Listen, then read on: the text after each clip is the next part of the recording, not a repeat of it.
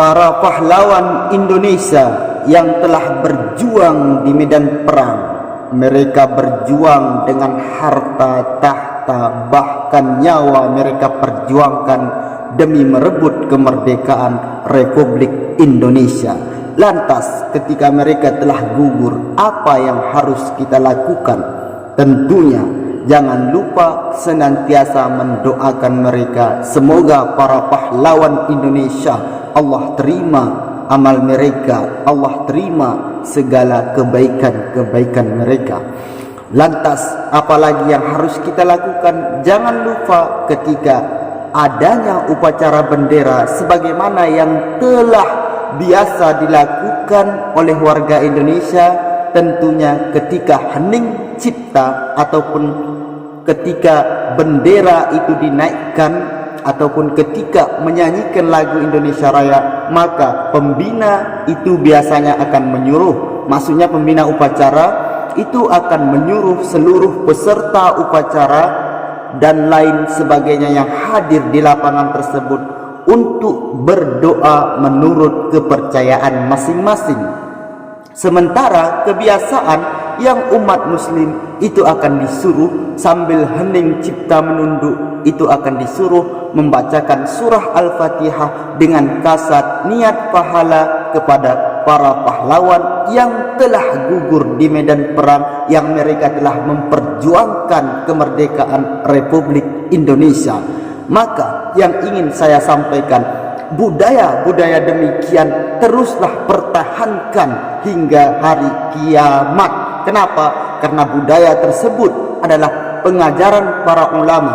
Di bidang Islam, ulama terdahulu telah mengajarkan bahwasanya bacaan Al-Fatihah itu sampai kepada orang yang sudah meninggal dunia. Karena para pahlawan telah banyak jasanya dalam memperebutkan kemerdekaan Indonesia, sepantasnya dan selayaknya lah kita senantiasa membacakan surah Al-Fatihah, apalagi ketika hening cipta dimulai, artinya ketika bendera dinaikkan. Ini adalah suatu budaya yang mantap.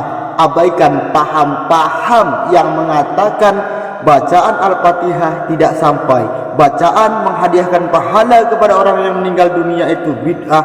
Paham tersebut abaikanlah, karena paham-paham tersebut itu rata-rata mereka berasal daripada murid-murid ataupun yang mengikuti pemahaman Syekh Muhammad bin Abdul Wahab ataupun yang dikatakan dengan kaum Wahabi. Sementara perlu diketahui, Syekh Abdul Wahab itu tidak ada jasanya di Indonesia. Dalam arti kata, pahlawan-pahlawan muslim yang telah memperebutkan kemerdekaan Indonesia ini, mereka bukan berguru kepada Syekh Abdul Wahab, tapi di Indonesia, ulama-ulama Indonesia umumnya itu belajar kepada ataupun belajar kepada pemahaman-pemahaman Imam Syafi'i, ataupun secara kompleksnya misalkan daripada kaum Muhammadiyah, mereka itu punya majelis tarjih yang mentarjih semua imam 4 mazhab.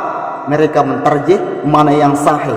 Tapi di NU mereka fokus kepada satu mazhab. Inti yang ingin kita sampaikan bahwasanya Syekh Abdul Wahab itu tidak ada hubungannya di Indonesia. Syekh Abdul Wahab hanya berjasa untuk orang Arab.